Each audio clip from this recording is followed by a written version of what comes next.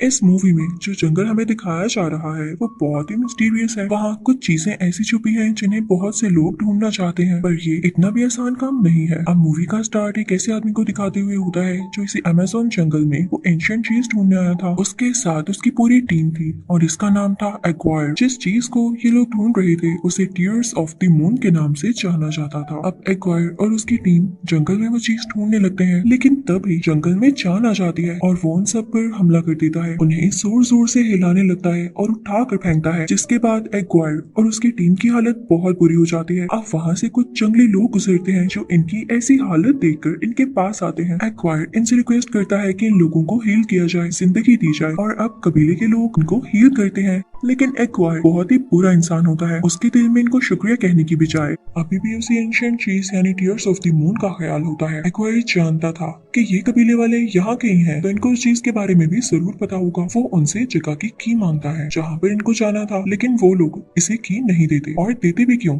जब कुछ भी एक्वायर की मर्जी से नहीं हो पाता तो वो इन सब कबीले वालों को मार देता है और चाबी ले लेता है। लेकिन इसका रिजल्ट ये निकलता है कि एक्वायर और उसके साथी कर्स में डूब जाते हैं। ये कर्स कबीले के सरदार ने दिया था कि ये सब लोग इधर ही भटकते रहेंगे, इनको कोई जगह नहीं मिलेगी, और अगर ये जंगल से निकलने के लिए नदी से आगे चले भी जाएं तो पत्थर के बन जाएंगे। इसी तरह कई साल बीत जाते हैं और हम अब प्रेजेंट का सीन देखते हैं, जहाँ एक बॉटनिस्ट लिली और उसका छोटा भाई जो कि उसका असिस्टेंट भी होता है एक जगह पर होते हैं, जहाँ लिली का भाई सबको टीयर्स ऑफ द मून के बारे में बता रहा होता है। और यहाँ हमें पता चलता है कि वो एक दरख्त है, एक ऐसा एंशिएंट दरख्त जिसकी तलाश में कई ज्यादा लोग हैं। ये दरख्त इतना फायदेमंद है कि इसको यूज करते हुए किसी भी बीमारी को ठीक किया जा सकता है और बहुत ही एडवांस मेडिसिन बनाई जा सकती है। इसीलिए तो हर कोई इसके पीछे है। अब इसकी चाबी को हमें ढूंढकर उस जगह तक पहुंचना होगा। यहाँ पर लिली के भाई की बात खत्म होती है और साथ ही ये मीटिंग भी अब लिली ऊपर की तरफ जाती है, जहाँ पर एक प्रिंस भी होता है। उन दोनों के आपस में कुछ बात होती है, लेकिन लिली बहुत जल्दी में होती है और चुपके से ऊपर की तरफ जाती है, जहाँ उसे एक बहुत बड़ा ट्रंक मिलता है। और जब वो ट्रंक को खोलती है तो उसमें भी एक बॉक्स होता है। उस बॉक्स में टीयर्स ऑफ द मून की चाबी होती है। प्रिंस उसे चाबी के साथ वहाँ से भागता हुआ देख लेता है और रोकता है। लिली उस वक्त विंडो से बाहर एक लेटर के साथ लटकी होती है। प्रिंस उसे ब्लैकमेल करता है कि अगर तुमने मुझे मेरा बॉक्स नहीं दिया तो मैं तुम्हें यहाँ से नीचे फेंक दूंगा। तो वो अपनी जान बचाने के लिए वो खाली बॉक्स प्रिंस की तरफ फेंक कर वहाँ से भाग जाती है और अब अपने भाई और उस चाबी के साथ अपने घर आ जाती, क्योंकि वो लोग इस चाबी को ही तो हासिल करने यहाँ आए थे। अब दूसरी तरफ प्रिंस को वो खाली बॉक्स देखकर बहुत गुस्सा होता है और वो जल्द ही लिली और उसके भाई को पकड़वाना चाहता था। अब इन लोगों का प्लान अमेज़न फॉरेस्ट की तरफ जाकर टीयर्स ऑफ द मून को हासिल करना था। अब सीन बदलता है और उधर जंगल में हम एक गाइड को देखते हैं जिसका नाम फ्रैंक है। वो लोगों को अपनी शिप में इस जंगल की खूबसूरत खूबसूरत चीजें दिखाकर उनसे बहुत से पैसे लिया करता था। लेकिन एक दिन एक आदमी उसके पास आकर अपने पैसों की डिमांड करता है जो फ्रैंक ने उससे कुछ दिन पहले लिए थे। तो फ्रैंक उस आदमी से कहता है, मैं तुम्हें इतनी जल्दी पैसे कैसे दूं? फ्रैंक उसे पैसे नहीं देता। तो वो आदमी फ्रैंक की शिप का इंजन अपने पास लॉक कर देता है। उस आदमी के पास एक पैरट भी होता है। अब फ्रैंक छुपकर उस जगह पर जाता है जहाँ उस आदमी ने चाबी रखी थी, जिसे फ्रैंक ने छुपकर देख लिया था। इतनी ही देर में वहाँ लिली भी पहुंच जाती है जो कि इस आदमी से शिप्स का पता करने आई थी जिसने फ्रैंक का इंजन लिया था। इनफैक्ट ये आदमी भी बहुत मशहूर था। अब क्योंकि फ्रैंक भी वहीं पर होता है तो उसे लगता है कि ये तो वही आदमी है जिसकी शिप में मैं जाने वाली हूँ, क्योंकि उसी आदमी का ऑफिस होता है। लेकिन उसे क्या पता था कि ये फ्रैंक कोई और है। अब यहाँ इन दोनों में बातचीत होने लगती है कि कितने पैसों में फ्रैंक उसे जंगल तक लेकर जाएगा। तभी वहाँ पर वो पैरट वाला आदमी आ जाता है, यानी जिसका ये ऑफिस होता है। अब सच जानकर लिली को गुस्सा आ जाता है और वो फ्रैंक के शिप में जाने से इनकार कर देती है। इसी दौरान फ्रैंक उसके गले में टीयर्स ऑफ द मून की देख लेता है। तो अब तो वो लिली को जाने देने वाला था ही नहीं, इसलिए वो बहुत कोशिश करता है कि लिली उसी के साथ ट्रेवल करे। वो उसे इवन ये भी कहता है कि मैं तुमसे रेंट बहुत ज्यादा कम लूंगा, फायदे में रहोगी। लेकिन लिली नहीं मानती। नेचर का करना ये होता है कि वहाँ पर एक शेर आ जाता है, एक जैगुआर। सब लोग उसे डर के भाग, जबकि फ्रैंक उसे बहादुरी से वहाँ से बाहर भेज देता है। लिली ये सब अपनी आंखों से देख के बहुत इम्प्रेस होती है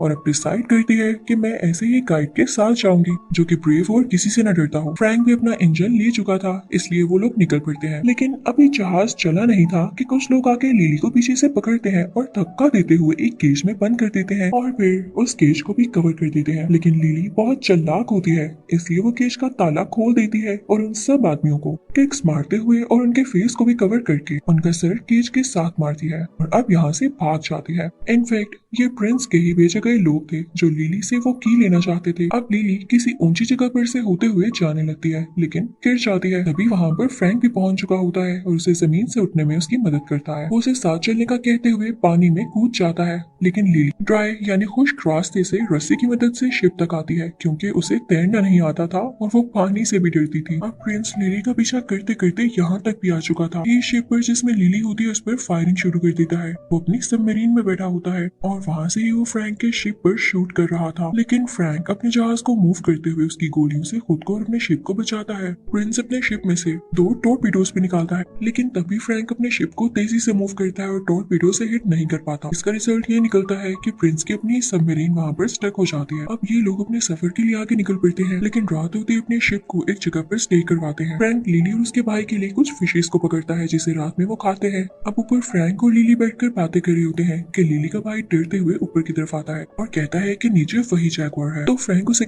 घबराओ नहीं, ये मेरा पेट है। तो ये सुन के लिली को बहुत गुस्सा आता है कि फ्रैंक ने मुझे शिप में बुलाने के लिए जानबूझकर ऐसा किया था। दूसरी तरफ हम उसी प्रिंस को देखते हैं जो कि केव के अंदर एक रस्सी की मदद से जाता है। वहीं पर उसको एक वायर और उसकी टीम दिखाई देती है जो कि उस कर्ज की वजह से पत्थर के बन चुके थे। लेकिन प्रिंस के माइंड में यहाँ पर एक प्लान होता है, बहुत ही बुरा प्लान। वो जानता था कि ये लोग जंगल से बाहर निकलने के लिए नदी के पार गए होंगे और नदी के पार जाते ही पत्थर के बन गए। तो क्यों ना इन पर नदी का पानी डाला जाए। उन सब पर पानी के कुछ कतरे डालता है। तभी एक्वायर की बॉडी में से 2 सांप बाहर आते जो इनफैक्ट एक्वायर की कमांड्स पे ही चलेंगे। तो प्रिंस एक्वायर से कहता है अगर तुमने मुझे टीयर्स ऑफ द मून की चाबी ला दी क्योंकि यहाँ आने वाली एक लड़की के पास होगी तो मैं तुम्हें भी टीयर्स ऑफ द मून दूंगा क्योंकि तुम लोग खुद तो पत्थर के बने हुए हो और वहां तक आसानी से जा नहीं सकते। तो स्नेक्स वो डील मान लेते हैं। इसी के साथ प्रिंस उन सब लोगों पानी के चंद ड्रॉप्स डालकर उनको आजाद कर देता है। उधर फ्रैंक का शिप जिस जगह से गुजर रहा होता है वो जगह बहुत ही ज्यादा खतरनाक होती है। वहाँ बहुत बड़ा तूफान आता है जिससे उनकी इतनी जोर से हिलती है कि वो लोग भी अंदर से हिल जाते हैं। सबको अपनी जान की फिक्र होने लगती है और इससे पहले कि शिप आबशार के साथ नीचे गिरती फ्रैंक बड़े अच्छे तरीके से अपनी शिप को मूव करता है, सबकी जान बचा लेता है। लेकिन इस दौरान शिप को काफी ज्यादा डैमेज आता है। तो फ्रैंक उसे एक जगह पर रोक कर वहाँ से कुछ लकड़ियां काटता है और अपनी शिप को प्रिपेयर करने लगता है। हम लिली को देखते हैं जो कि शिप में मौजूद फ्रैंक के सीक्रेट रूम में जाती है जहाँ पर उसे एक बुक मिलती है जिसमें टीयर्स ऑफ द मून के बारे में काफी ज्यादा इन्फॉर्मेशन होती है। लिली जब उसे पढ़ने लगती है तो उसे पता चलता है कि फ्रैंक भी इस तरफ को ढूंढ रहा है। तभी अचानक से वहाँ पर फ्रैंक आ जाता है। तो लिली उससे कहती है अच्छा तो तुम भी टीयर्स ऑफ द मून ढूंढ रहे थे, इसके लिए तुमने हमें यूज किया है ताकि अगर हम उसे ढूंढे तो साथ तुम्हें भी वो मिल जाए। तो फ्रैंक कहता है नहीं ऐसी बात नहीं है, अगर वो मुझे मिलना होता तो कई साल पहले मिल जाता जब से मैं उसे ढूंढ रहा हूँ। तो लिली कहती है लेकिन अब की बार मिल जाएगा क्योंकि मेरे पास उसकी चाबी है। इन्हें शिप के ऊपर किसी चीज की आवाज आती है। जब वो लोग ऊपर जाकर देखते हैं तो वहाँ पर जंगली लोग होते हैं जो उन्हें पकड़ लेते हैं। यहाँ पर फ्रैंक उनकी जुबान में उनसे बात करने लगता है और लिली को ये कहता है कि मैंने इनसे कहा है कि ये लोग मुझे कैद रख सकते हैं क्योंकि तुम्हारा और तुम्हारे भाई का कोई कसूर नहीं, तो ये तुम्हें छोड़ दें। लेकिन जंगली लोग फ्रैंक की कोई बात नहीं मानते और आगे से कुछ बोलने लगते हैं। तो फ्रैंक लिली से कहता है कि ये लोग कह रहे हैं कि हमें टीयर्स ऑफ द मून की चाबी दे तब ये लोग हमें यहाँ से जाने देंगे। लेकिन लिली कहती है कि नहीं हरगिज़ नहीं। और इसी के साथ वो उन जंगली लोगों पर अटैक करने ही वाली होती है। एक नेज़ा उठाती है तभी उन जंगली लोगों की लीडर बोलती है फ्रैंक का प्लान फेल, जिससे लिली को पता चल जाता है कि फ्रैंक ने ये सब ड्रामा किया था सिर्फ और सिर्फ उस चाबी को हासिल करने के लिए। तो वो फ्रैंक के मुंह पर थप्पड़ मारती है। अब वहाँ के लीडर लिली को सारा नक्शा समझाने लगती है कि तुम्हें किस तरह से जाना होगा। तो लिली फ्रैंक से कहती है कि अब मैं अकेले ही उस जगह पर जाऊंगी, मैं तुम पर और ट्रस्ट नहीं करूंगी। तो फ्रैंक उसे समझाता है कि तुम अकेली लड़की हो, तुम्हारे साथ तुम्हारा छोटा भाई है, तुम लोग वहाँ तक मेरी मदद के बगैर कैसे पहुँचोगे। तो लिली कहती है कि सब कुछ पॉसिबल है। लेकिन इससे पहले कि वो निकलती वहाँ पर एक्वायर और उसके साथी आ जाते हैं जो कि बहुत अजीब लग रहे होते हैं।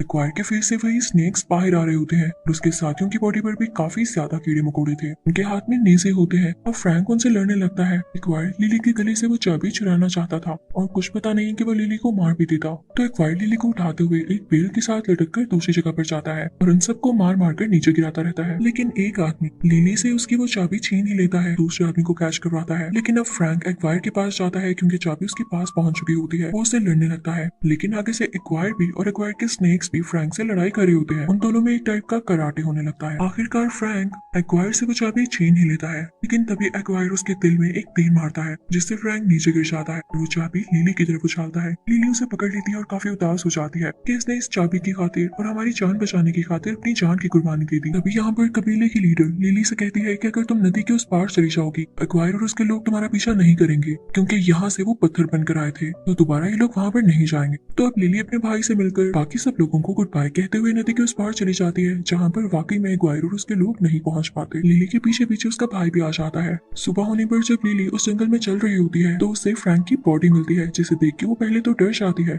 लेकिन नोटिस करने पर उसे पता चलता है कि फ्रैंक अभी भी जिंदा है, लेकिन वो नेजा या तीर अभी भी उसके दिल के आर पार होता है। तो फ्रैंक लिली से कहता है कि डरो नहीं, मुझे कुछ नहीं हो सकता क्योंकि मैं भी कर्स्ड हूँ। पिछले 400 साल से इसी तरह मरता हूँ और जिंदा रहता हूँ। अब लिली यहाँ पर एक झटका देते हुए वो नेजा फ्रैंक की चेस्ट से बाहर निकाल लेती है, जिसे देख कर लिली का छोटा भाई बेहोश हो जाता है। लिली फ्रैंक के साथ प्लान करती है वो टीयर्स ऑफ द मून तक जाएगी और उसे कबीले के लीडर ने ये बताया होता है कि वो सिर्फ लूनर इक्लिप्स तक ही ग्लो करता है, इसके बाद उसका कोई फायदा नहीं, तो इनको जल्द से जल्द वहाँ पर पहुँचना था। लिली अपने भाई को कबीले वालों के पास ही छोड़ जाती है, तुम इनके साथ ज्यादा सेफ हो। अब यहाँ पर फ्रैंक लिली को सब कुछ बताने लगता है कि मैं भी एक्वायर का ही एक बंदा था, उसकी टीम में से था और हम सब टीयर्स ऑफ द मून को इसलिए ढूंढ रहे थे क्योंकि एक्वायर की बेटी बीमार थी और उसे उस दर्द का फूल चाहिए था, लेकिन जब कबीले वालों ने उसे उस जगह की चाबी नहीं दी तब एक्वायर ने उन सबको मार दिया और तब हमको ये कर्स मिला था। मैंने ही उन्हें उस नदी के पार किया और कुछ झाड़ियों में बसा दिया, इससे वो सब लोग पत्थर के बन गए और जबकि मैं अपनी जान बचाता हुआ आज तक जिंदा हूँ। तो प्रिंस को भी कुछ फ्लाइज बता देती हैं कि लिली अब कहाँ जा रही है, तो प्रिंस अपनी सबमरीन लेकर उसका पीछा करने लगता है, लेकिन तभी रास्ते में उसे कुछ कबीले वाले मिलते हैं जिनके शिप में लिली का भाई होता है और वो उसे सैर पर लेकर जा रहे होते हैं। लेकिन यहाँ पर प्रिंस लिली के भाई को रोक लेता है और अपने पास कैद करते हुए पूछता है कि तुम्हारी बहन कहाँ पर है। लिली का भाई डरते हुए इसे सब कुछ बता देता है और अब प्रिंस उस तरफ निकलता है, जबकि फ्रैंक और लिली उस जगह पर पहुंच ही चुके थे जिस जगह से वो तरफ बहुत ज्यादा करीब था।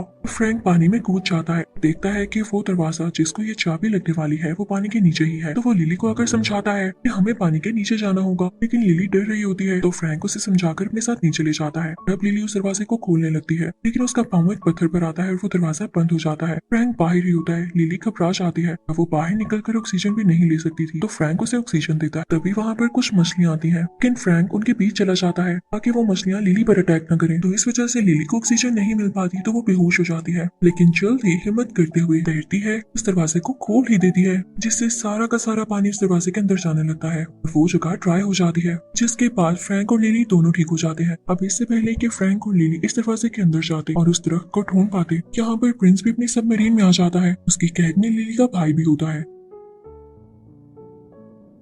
पर वो गन पॉइंट करके लिली को ब्लैकमेल करता है, अगर तुमने मुझे वो चाबी ना दी तो मैं तुम्हारे भाई को मार दूंगा। लिली को उसे वो चाबी देनी ही पड़ती है और अब वो सब लोग मिलके उस दरवाजे के अंदर जाते हैं, लेकिन जैसे ही उनके सामने वो एंशिएंट दरख्त आता है तो ये लोग देखते हैं कि वो तो अंधेरा और सूखा हुआ दरख्त है, इसको ग्लो करना चाहिए था। फिर उन लोगों की समझ में एक बात आती है कि इसको उसी चाबी की मदद से ग्लो किया जाए। यहाँ पर प्रिंस फ्रैंक से कहता है कि तुम तो 400 साल से इसी जंगल में रह रहे हो, तो तुम्हें पता होगा इस दरख्त में चाबी कहाँ पर लगेगी, तो इसको मेरे लिए लगाओ। तो फ्रैंक कहता है एक शर्त पर, क्योंकि मैं अपने ऊपर से कर्ज खत्म करना चाहता हूँ और मरना चाहता हूँ। इसे सुनकर लिली उदास हो जाती है, शायद वो फ्रैंक को पसंद करने लगी थी और नहीं चाहती थी कि वो मरे, लेकिन जब फ्रैंक उस दरख्त को जाकर देखता है तो उसे समझ ही नहीं आता कि चाबी कहाँ लगानी है। वो लिली से मदद मांगता है। लिली कहती है कि अगर मैंने चाबी लगाई तो मुझे भी एक फूल चाहिए होगा, तो प्रिंस उसे कहता है नहीं, फूल एक ही मिलेगा, तुम लोग सोच लो कि किसने वो फूल रखना है। तो फ्रैंक लिली से कहता है तुम चाबी लगा लो और फूल भी रख लेना, लेकिन उसके बाद प्लीज मुझे मार देना क्योंकि मैं इस दुनिया से आजाद होना चाहता हूँ, खून से मरना चाहता हूँ। तो लिली मान जाती है और वो भी चाबी लगाने की ट्राई करती है, लेकिन वो कहीं पर फिक्स ही नहीं हो रही होती। तो तभी उन्हें याद आता है कि कबीले के लीडर ने उन्हें ये बताया था कि इसमें सांप का दिल है। वो उस पत्थर को यानी चाबी को तोड़ते हैं तो उसके अंदर से एक रेड कलर का चैम निकलता है जो कि दिल था।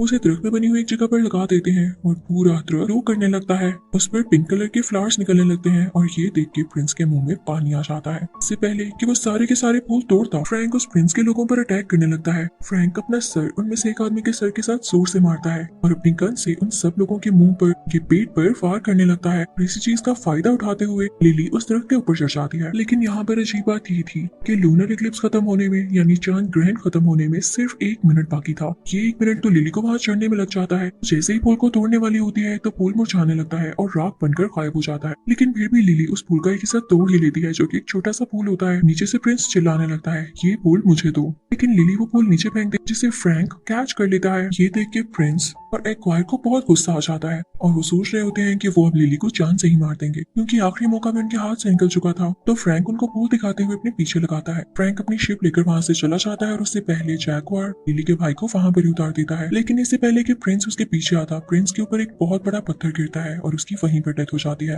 अब एक्वायर फुल गुस्से में फ्रैंक और उसके जहाज के पीछे होता है। दूसरी तरफ हम देखते हैं कि लिली को एक कपड़े में लिपटा हुआ वही फूल मिलता जो कि फ्रैंक जाने से पहले लिली के भाई को दे गया था, जिस पर लिली बहुत इमोशनल हो जाती है कि इसने हमारी जान बचाने के लिए और हमें ये पुल देने के लिए अपने पीछे सालिम लोग लगवा लिए। उधर फ्रैंक की शिप किसी जगह से टकराती है तो वहाँ के सब दरख्तों में जान आ जाती है। ये वही जगह होती है जहाँ पर एक्वायर के लोग पहले भी पत्थर बन चुके थे और यहाँ पर देखते ही देखते सारे लोग दरख्तों की पकड़ में आकर पत्थर बन जाते हैं। और जब लिली यहाँ पर आकर देखती है वे देख के बहुत उदास हो जाती है और अपने हाथ फ्रैंक के फेस पर लगाती है, लेकिन उसमें कोई चेंज नहीं आता। तो उसके पास जो उसका फेवरेट फूल होता है जिसके लिए उसने इतनी एफर्ट की होती है वो फ्रैंक के मुंह में रखती है, लेकिन वो फूल भी गायब हो जाता है और फ्रैंक दोबारा से ठीक नहीं हो पाता। तो वो काफी होपलेस होकर अपने भाई को लेके यहाँ से जाने लगती है। फ्रैंक का जैकवार भी वहाँ पर बहुत उदास बैठा होता है और कुछ भी बोल नहीं रहा होता, लेकिन जैसे ही लिली और उसका भाई वहाँ से जा रहे होते हैं उन्हें जैकवार की आवाज आती है। तो फौरन से लिली के दिल में एक क्लिक हो कि शायद फ्रैंक में मूवमेंट आई होगी। वो फौरन से जाकर ऊपर देखती है तो वाकई फ्रैंक अब ठीक हो चुका होता है। उसकी बॉडी से अब खून भी आ रहा था। का ये मतलब था कि वो कर्ज से आजाद हो चुका था। लिली उसे गले से लगाती है और उसका छोटा भाई भी बहुत खुश होता है। जैकवार भी साथ होता है और ये चारों खुशी खुशी वहाँ से निकलने लगते हैं। इन तभी इनको दिखता है कि उस दरख्त पर एक और फूल बाकी है। उसे तोड़ते हुए लिली अपनी कंट्री ले आती है। वहाँ जाकर मेडिसिन बनाती है जो कि बहुत फेमस होती है। अब लिली और उसका भाई पूरी दुनिया में माने जाते हैं। मूवी के लास्ट सीन में हम देखते हैं कि लिली फ्रैंक को इस नई दुनिया में रहना सिखा रही होती है, उसे गाड़ी चलाना सिखा रही होती है। साथ ही साथ उनके पीछे फ्रैंक का जैकवार भी बैठा होता है। वो लंदन की रोड्स पर मजा करता और गाड़ी चलाते हुए बहुत एंजॉय कर रहे होते हैं। जिसके साथ ये मूवी यहीं पर एंड होती है। आई होप आपको ये मूवी